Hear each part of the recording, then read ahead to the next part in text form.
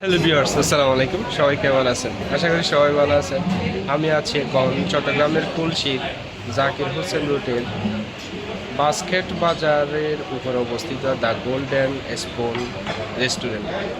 আজকে এখানে আসলাম আমাদের পপুলার কার্ডিয়াক টিমের মান্থলি মিটিং, এই জন্য এই সুবাদে এখানে আসা সকাল সকাল।